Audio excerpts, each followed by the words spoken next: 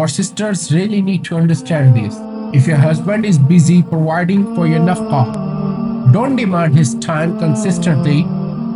Understand that we are in the time when financial stability often requires hard work from both husband and wife. If he's the only one working and you are able to stay at home comfortably, it becomes your duty to honor and appreciate his efforts.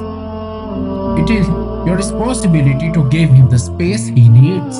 It is your duty and force to take on household responsibility in his absence. It is your duty and first to take care of the children and ensure their proper upbringing. It is also your duty and first to take care of his needs.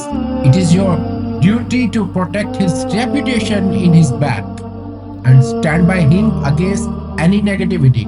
Remember, he's putting in his best effort solely for you. He's setting aside his own joys and entertainments to provide for your life. He may have forgotten what it means to smile or feel carefree, sacrificing his happiness so you can have everything you need. In return, he asks for just one thing: respect.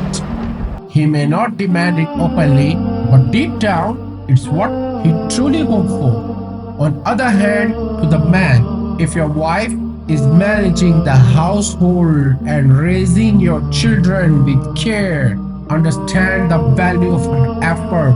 Islam honors and elevates the role of the woman, especially as a wife and a mother. Recognize her contribution as essential and invaluable. It is your responsibility to show her kindness and understanding.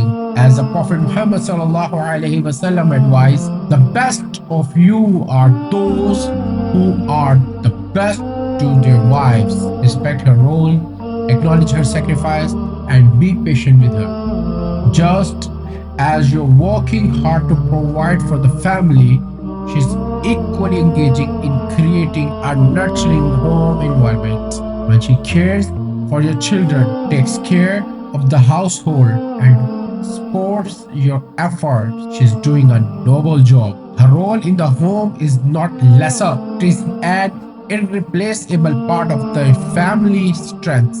Be there to support her, listen to her concerns, and make time for her needs.